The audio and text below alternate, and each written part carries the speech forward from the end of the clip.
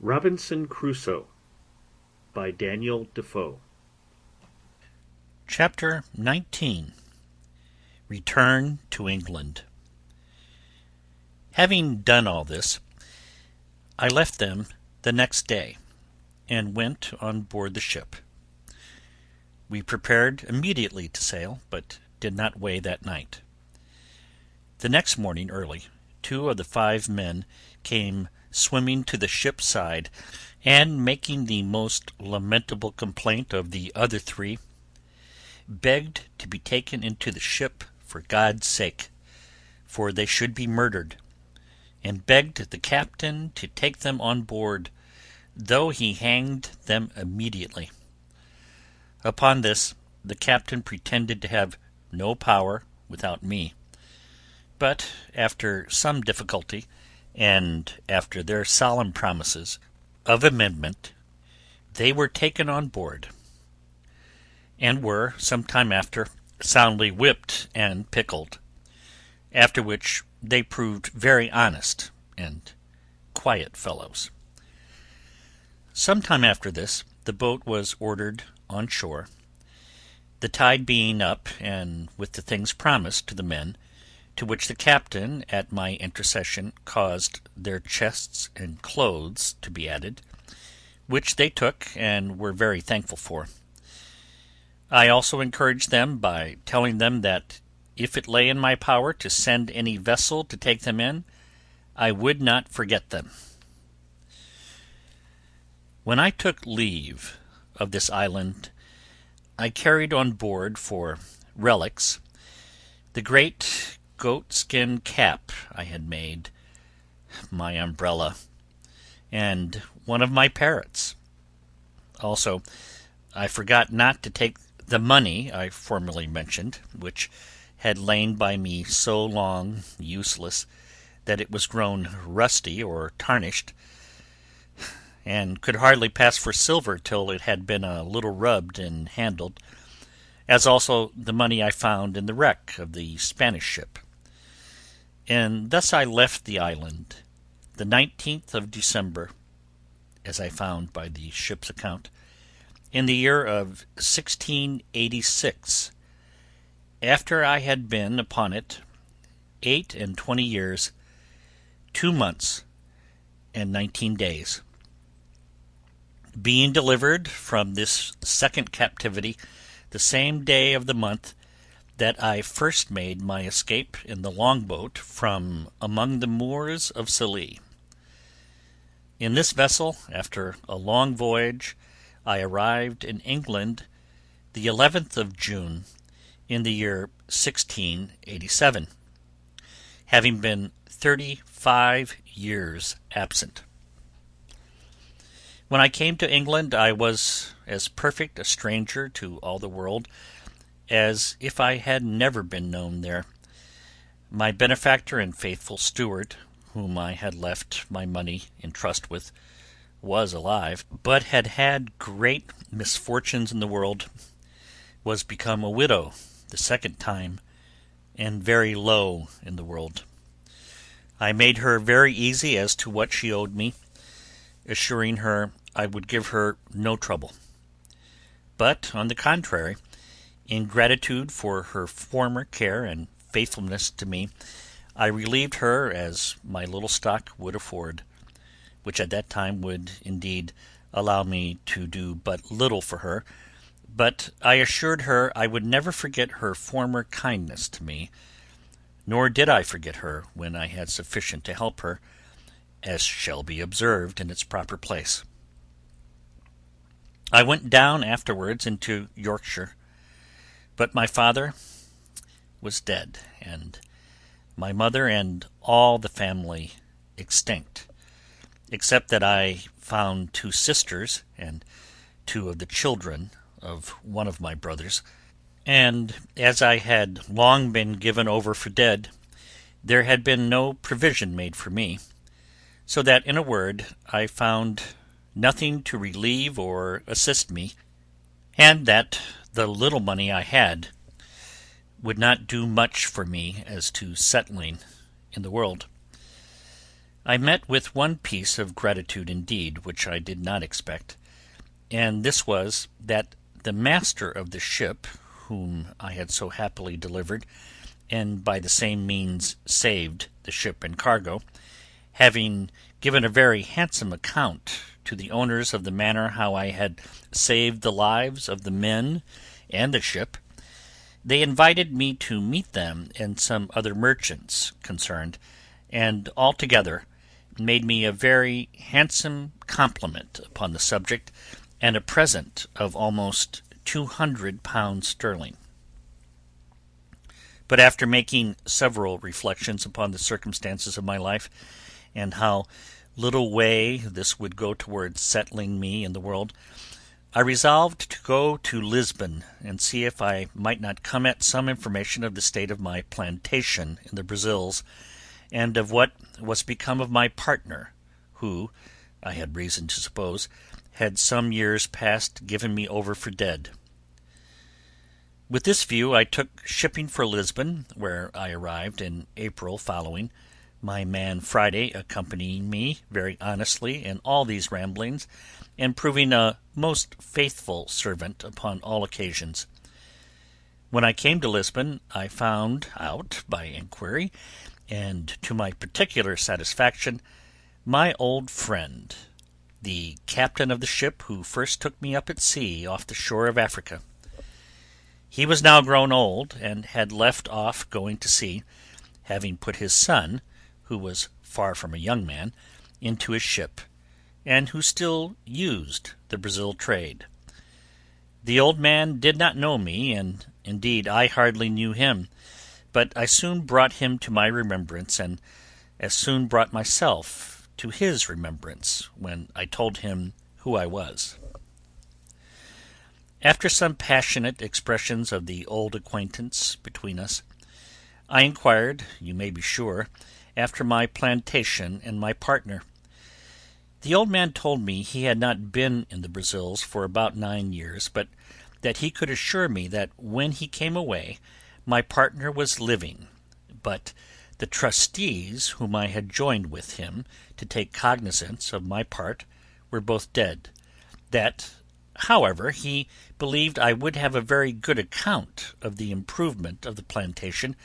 for that, upon the general belief of being my castaway and drowned, my trustees had given the account of the produce of my part of the plantation to the procurator fiscal, who had appropriated it, in case I never came to claim it, 1/3 to the king, and 2/3 to the monastery of St. Augustine, to be expended for the benefit of the poor, and for the conversion of the Indians to the Catholic faith, but that if I appeared, or any one for me to claim the inheritance, it would be restored, only that the improvement or annual production being distributed to charitable uses could not be restored. But he assured me that the steward of the king's revenue from lands and the provedore, or steward of the monastery, had taken great care all along that the incumbent, that is to say my partner, gave every year a faithful account of the produce, of which they had duly received my moiety. I asked them if he knew to what height of improvement he had brought the plantation, and whether he thought it might be worth looking after, or whether on my going thither I should meet with any obstruction to my possessing my just right in the moiety. He told me he could not tell exactly to what degree the plantation was improved, but this he knew, that my partner was grown exceedingly rich upon the enjoying his part of it, and that, to the best of his remembrance, he had heard that the king's third of my part, which was, it seems, granted away to some other monastery or religious house, amounted to above 200 moedores a year; that as to my being restored to a quiet possession of it, there was no question to be made of that, my partner being alive to witness my title, and my name being also enrolled in the registry of the country, Also, he told me that the survivors of my two trustees were very fair, honest people, and very wealthy, and he believed I would not only have their assistance for putting me in possession, but would find a very considerable sum of money in their hands for my account, being the produce of the farm while their fathers held the trust, and before it was given up, as above, which, as he remembered, was for about 12 years. I showed myself a little concerned and uneasy at this account, and inquired of the old captain how it came to pass that the trustees should thus dispose of my effects, when he knew that I had made my will and had made him, the Portuguese captain, my universal heir, etc. He told me that was true, but that as there was no proof of my being dead, he could not act as executor until some certain account should come of my death, and besides, he was not willing to intermeddle with a thing so remote; that it was true he had registered my will and put in his claim, and could he have given any account of my being dead or alive, he would have acted by procuration, and taken possession of the ingenio, so they call the sugar-house, and have given his son, who was now at the Brazils, orders to do it. But, says the old man, I have one piece of news to tell you, which perhaps may not be so acceptable to you as the rest, and that is, believing you were lost, and all the world believing so also, your partner and trustees did offer to account with me, in your name, for the first 6 or 8 years of profits, which I received. There being at that time great disbursements for increasing the works, building an ingenio, and buying slaves, it did not amount to near so much as afterwards it produced. However, says the old man, I shall give you a true account of what I have received in all, and how I have disposed of it. After a few further days' conference with this ancient friend, he brought me an account of the first 6 years' income of my plantation, signed by my partner and the merchant trustees, being always delivered in goods, that is, tobacco in roll, and sugar in chests, besides rum, molasses, etc., which is the consequence of a sugar work. And I found by this account that every year the income considerably increased, but, as above, the disbursements being large, the sum at first was small. However, the old man let me see that he was a debtor to me 470 moidores of gold,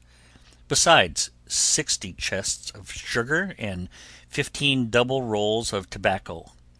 which were lost in his ship, he having been shipwrecked coming home to Lisbon about 11 years after my having the place.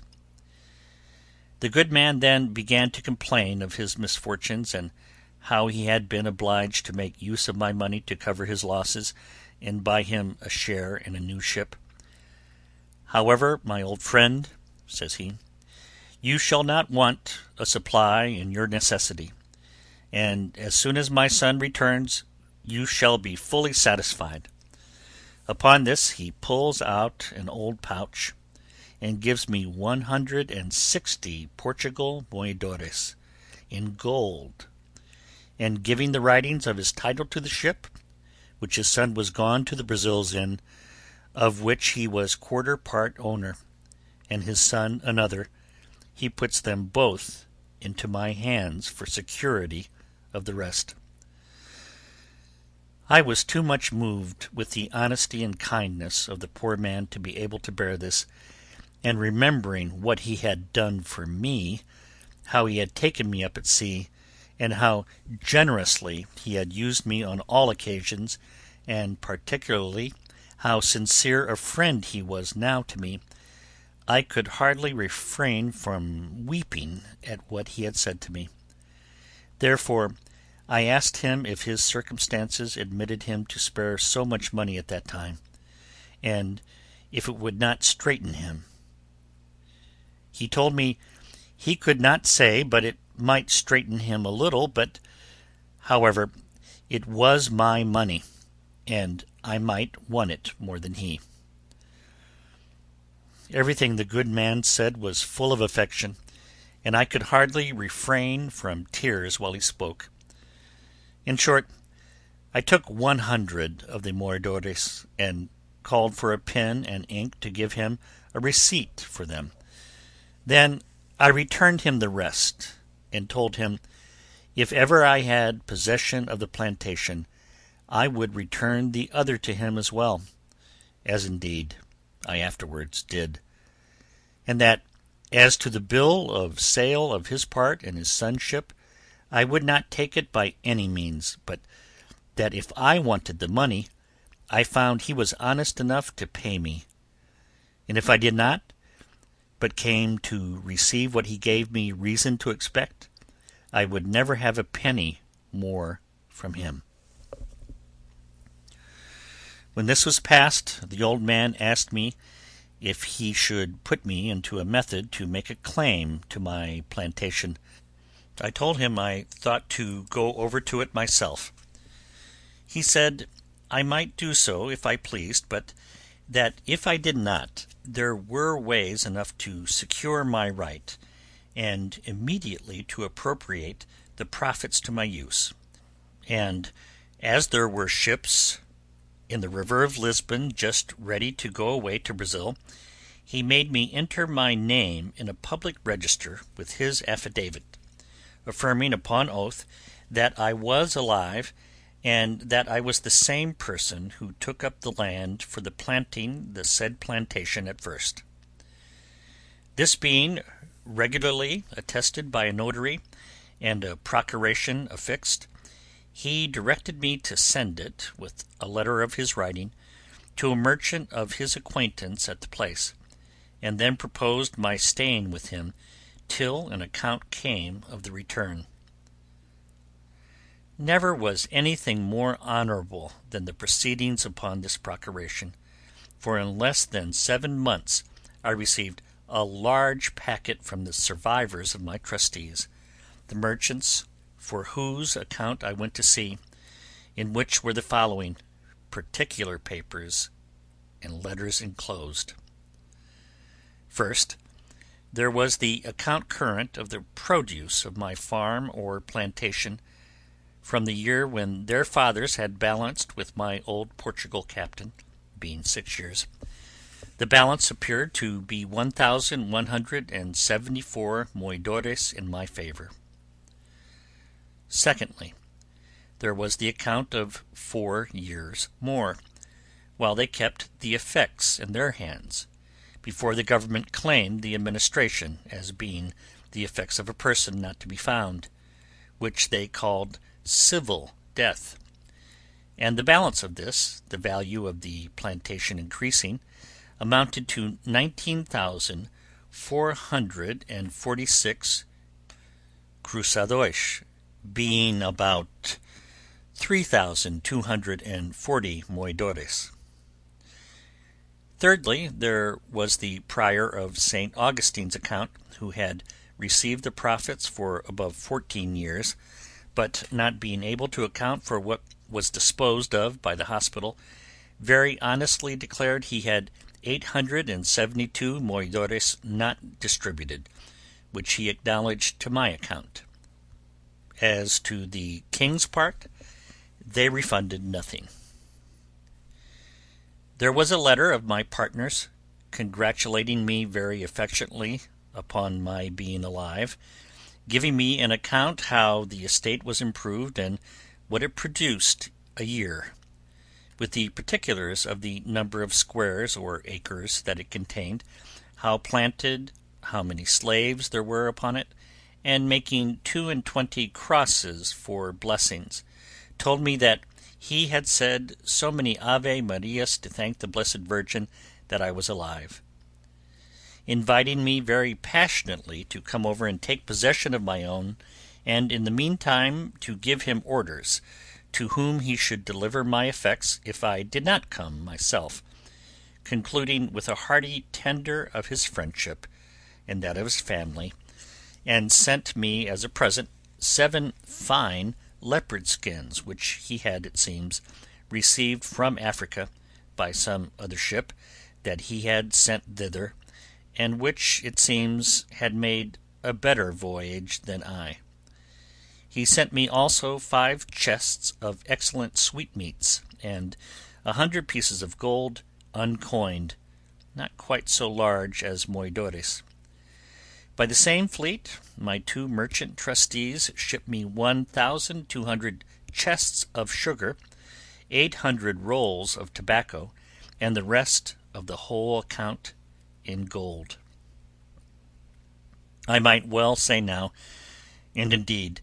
that the latter end of Job was better than the beginning. It is impossible to impress the flutterings of my heart when I found all my wealth about me, for as the Brazil ships come all in fleets, the same ships which brought my letters brought my goods, and the effects were safe in the river before the letters came to my hand. In a word, I turned pale, and grew sick,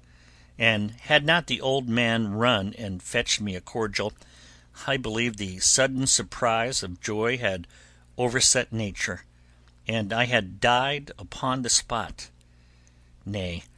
after that I continued very ill, and was so for some hours, till a physician being sent for, and something of the real cause of my illness being known, he ordered me to be let blood, after which I had relief and grew well. But I verily believe if I had not been let, and eased by a vent given in that manner to the spirits, I should have died. I was now master, all of a sudden, of about 5,000 pounds sterling in money, and had an estate, as I might well call it, in the Brazils of above 1,000 pounds a year, as sure as an estate of lands in England, and, in a word, I was in a condition which I scarce knew how to understand, or how to compose myself for the enjoyment of it. The first thing I did was to recompense my original benefactor, my good old captain, who had been first charitable to me in my distress, kind to me in my beginning, and honest to me at the end. I showed him all that was sent to me. I told him that, next to the providence of heaven, which disposed all things, it was owing to him, and that it now lay on me to reward him, which I would do 100-fold. So I first returned to him the 100 moidores I had received of him. Then I sent for a notary, and caused him to draw up a general release or discharge from the 470 moidores which he had acknowledged he owed me, in the fullest and firmest manner possible. After which I caused a procuration to be drawn, empowering him to be the receiver of the annual profits of my plantation, and appointing my partner to account with him, and make the returns, by the usual fleets, to him in my name, and, by a clause in the end, made a grant of 100 moidores a year to him during his life, out of the effects, and 50 moidores a year to his son after him, for his life. And thus I requited my old man. I had now to consider which way to steer my course next, and what to do with the estate that Providence had thus put into my hands. And indeed I had more care upon my head now than I had in my state of life in the island, where I wanted nothing but what I had, and had nothing but what I wanted. Whereas I had now a great charge upon me, and my business was how to secure it.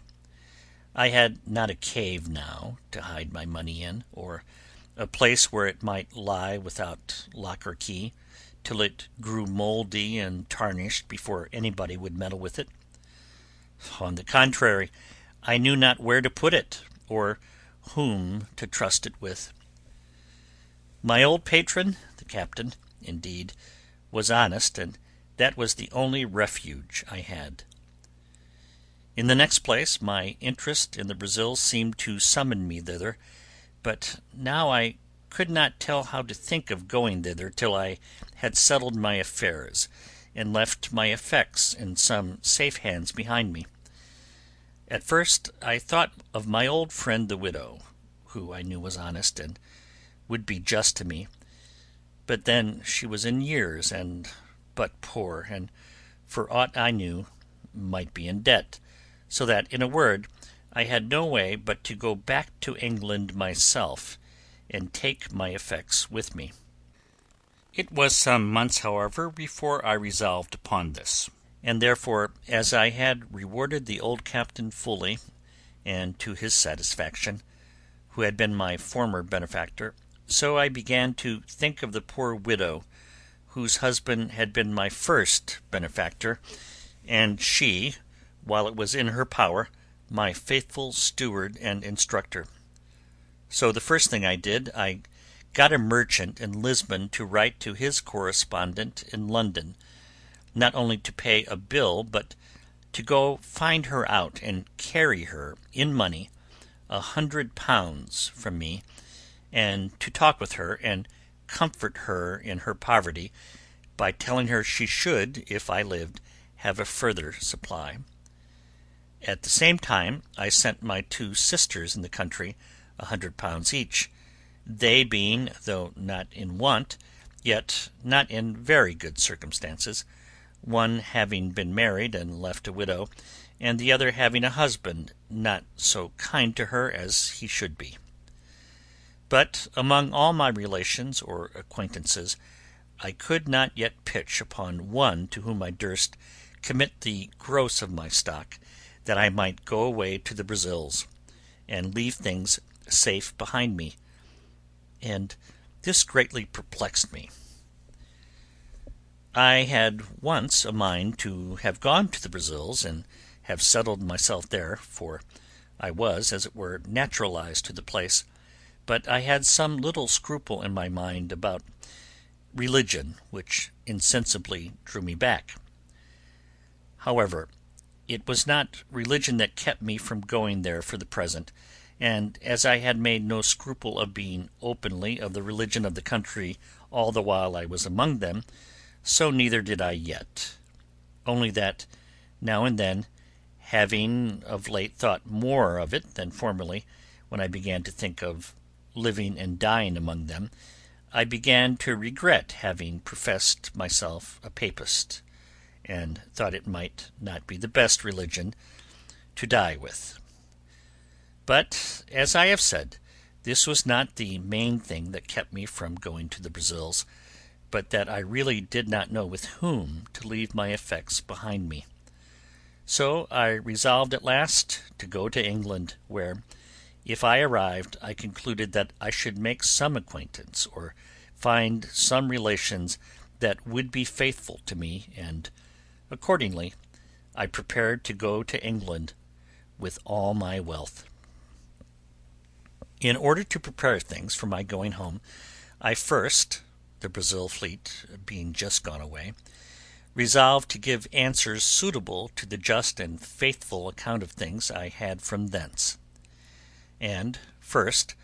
to the prior of St. Augustine I wrote a letter full of thanks for his just dealings, and the offer of the 872 moidores which were undisposed of, which I desired might be given 500 to the monastery and 372 to the poor, as the prior should direct, desiring the good padre's prayers for me, and the like. I wrote next a letter of thanks to my 2 trustees, with all the acknowledgment that so much justice and honesty called for. As for sending them any present, they were far above having any occasion of it. Lastly, I wrote to my partner, acknowledging his industry in the improving the plantation, and his integrity in increasing the stock of the works, giving him instructions for his future government of my part, according to the powers I had left with my old patron, to whom I desired him to send whatever became due to me, till he should hear from me more particularly, assuring him that it was my intention not only to come to him, but to settle myself there for the remainder of my life. To this I added a very handsome present of some Italian silks for his wife and 2 daughters, for such the captain's son informed me he had, with 2 pieces of fine English broadcloth, the best I could find in Lisbon, 5 pieces of black baize, and some Flanders lace of a good value. Having thus settled my affairs, sold my cargo, and turned all my effects into good bills of exchange, my next difficulty was which way to go to England. I had been accustomed enough to the sea, and yet I had a strange aversion to go to England by the sea at that time, and yet I could not give reason for it. Still the difficulty increased upon me so much that, though I had once shipped my baggage in order to go, yet I altered my mind, and that not once, but 2 or 3 times. It is true, I had been very unfortunate by sea, and this might be one of the reasons, but let no man slight the strong impulses of his own thoughts in cases of such moment. 2 of the ships which I had singled out to go in, I mean more particularly singled out than any other,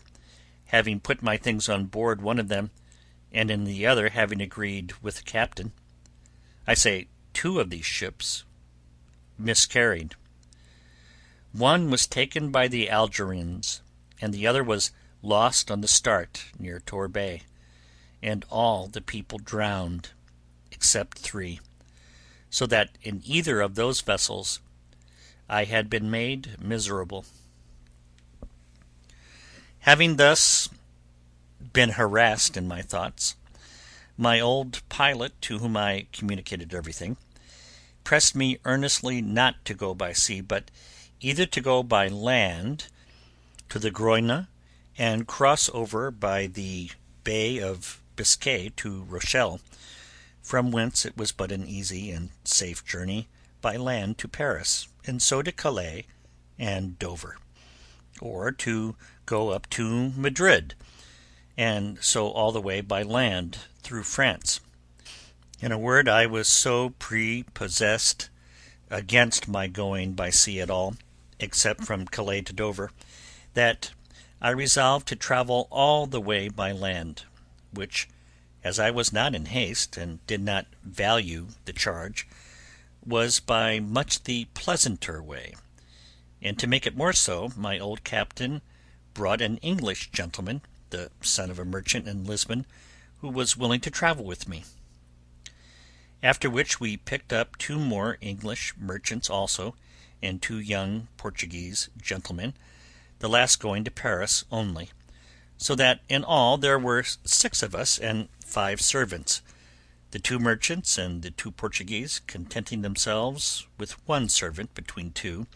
to save the charge. And as for me, I got an English sailor to travel with me as a servant, besides my man Friday, who was too much a stranger to be capable of supplying the place of a servant on the road. In this manner I set out from Lisbon, and our company being very well mounted and armed, we made a little troop, whereof they did me the honour to call me captain, as well because I was the oldest man, as because I had 2 servants, and indeed was the origin of the whole journey. As I have troubled you with none of my sea journals, so I shall trouble you now with none of my land journals, but some adventures that happened to us in this tedious and difficult journey I must not omit. When we came to Madrid, we, being all of us strangers to Spain, were willing to stay some time to see the court of Spain, and what was worth observing. But it being the latter part of the summer, we hastened away, and set out from Madrid about the middle of October. But when we came to the edge of Navarre, we were alarmed, at several towns on the way, with an account that so much snow was falling on the French side of the mountains that several travellers were obliged to come back to Pampeluna, after having attempted at an extreme hazard to pass on. When we came to Pampeluna itself, we found it so indeed, and to me, that had been always used to a hot climate and to countries where I could scarce bear any clothes on, the cold was insufferable. Nor indeed was it more painful than surprising to come but 10 days before out of Old Castile, where the weather was not only warm but very hot, and immediately to feel a wind from the Pyrenean mountains so very keen, so severely cold, as to be intolerable and to endanger benumbing and perishing of our fingers and toes.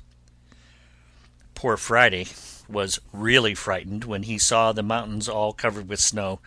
and felt cold weather which he had never seen or felt before in his life.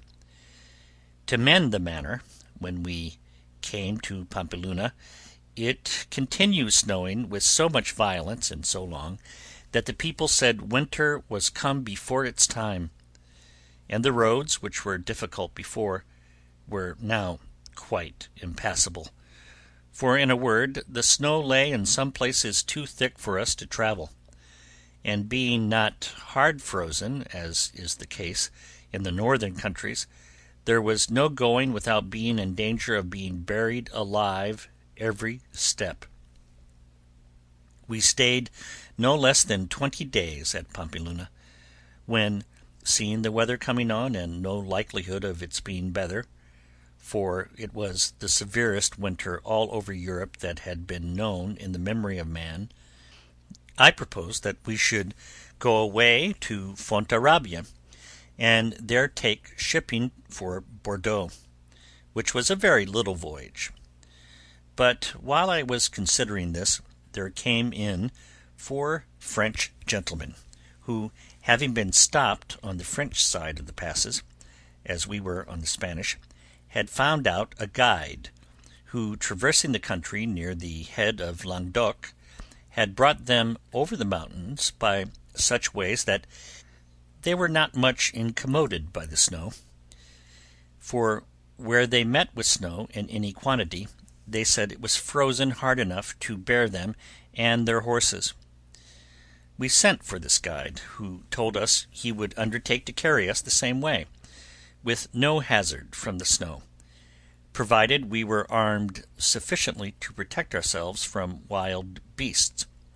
For he said, in these great snows it was frequent for some wolves to show themselves at the foot of the mountains,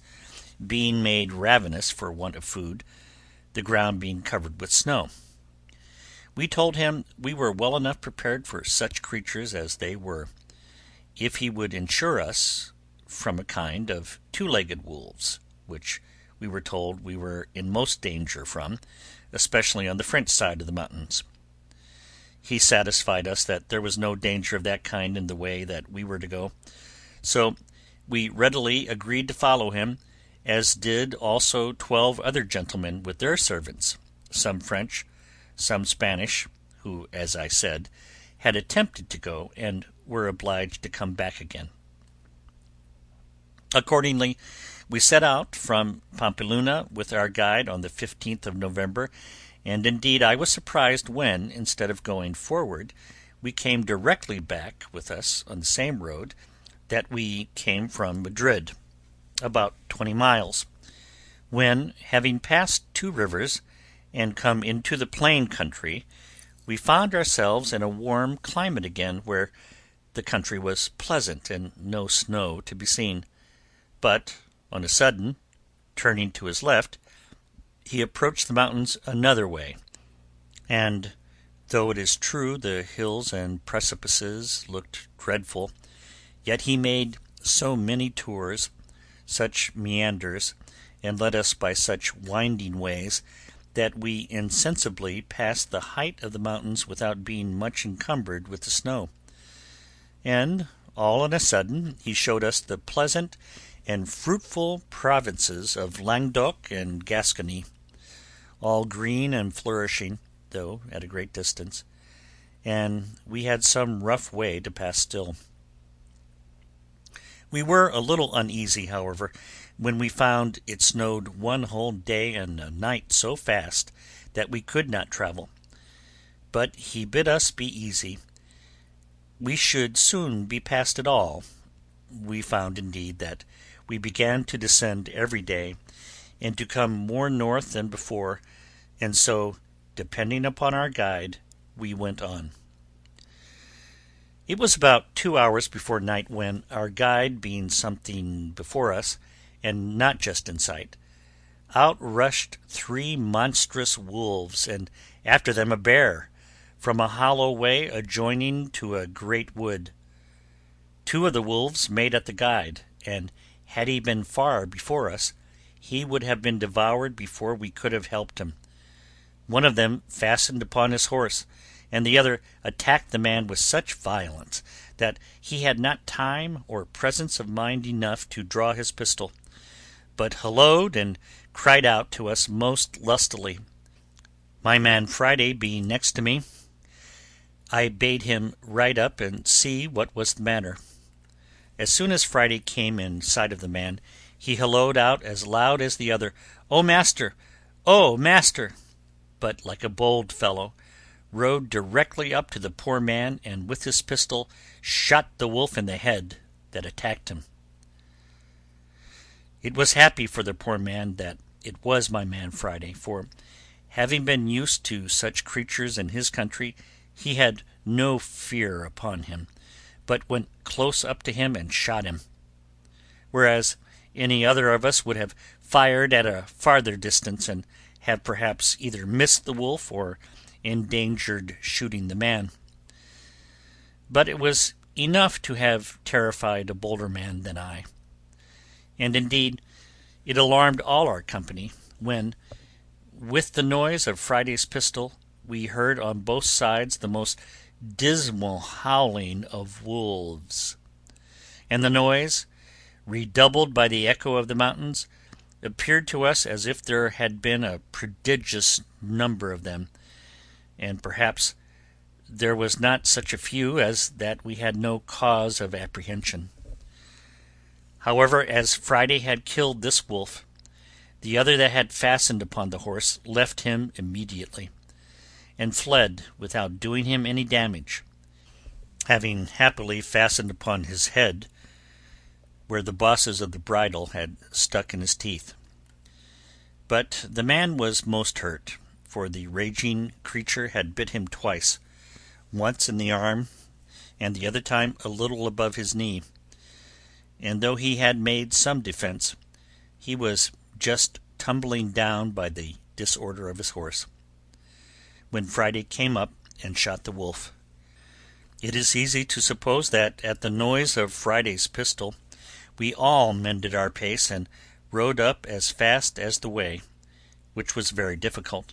would give us leave, to see what was the matter. As soon as we came clear of the trees which blinded us before, we saw clearly what was the case, and how Friday had disengaged the poor guide, though we did not presently discern what kind of creature it was he had killed. End of chapter 19.